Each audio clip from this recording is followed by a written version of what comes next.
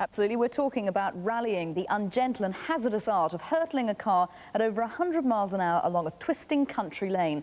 It's this skill that's made Colin McRae world rally champion. So, into first gear, off we go.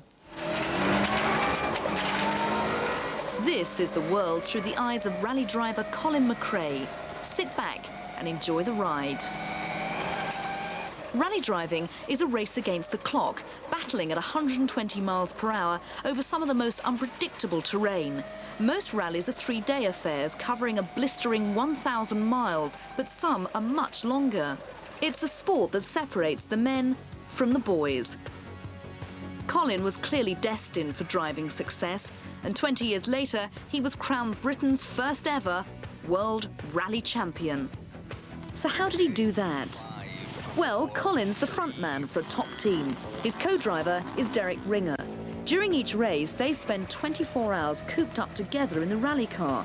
They have to trust each other completely. They've also got to be able to trust the car, and that's one of the best in the business. A team of engineers takes 300 working hours to build the shell of the car, and it'll only last a couple of races. All rally cars are based on ordinary road cars with just a few vital alterations. The body shell is reinforced with alloy steel and aluminium to make it stronger, lighter and faster. The turbo-powered engine has a massive 300 horsepower, 4 times that of an average family saloon.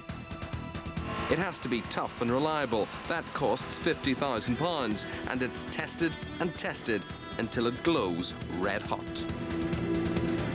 By the time it's finished, Colin's rally car has cost a cool £250,000.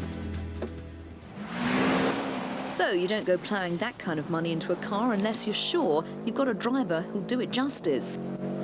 To ordinary drivers like you and me, Colin may look a little frantic here, but he's in total control. The trick is to balance the car perfectly as it hurtles round a corner. It's quite a delicate job when you're in the car. If you're aggressive, you're not going to be as quick, you're going to break the car. So you really have to, it maybe looks quite aggressive from outside, but it's all fairly delicate and controlled inside. How does Colin balance his car so brilliantly? He uses fancy footwork thanks to these special lightweight shoes. In a split second, he's got to work brake, throttle and clutch. This calls for lightning coordination. At the same time, he's changing gear once every second and a half. And he's steering straight into the corner so that he comes out of it in a perfect line. Driving like this can take its toll on even the toughest cars. If there is a problem, the engineers are allowed just 20 minutes to put it all back together again. Then it's back on the road.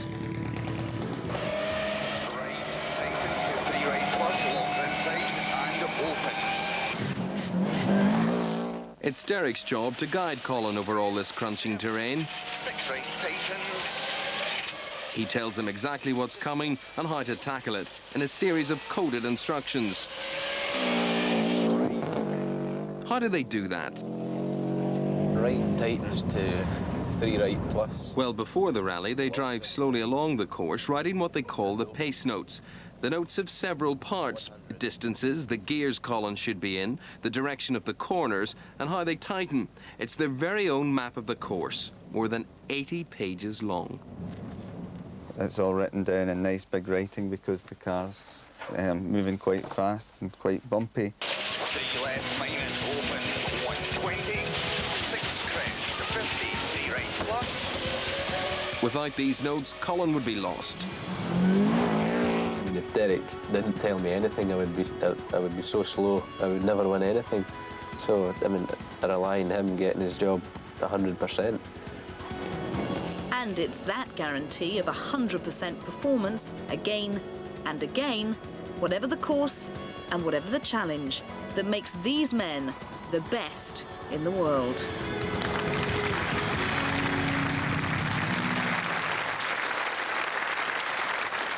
Still to come on tonight's show.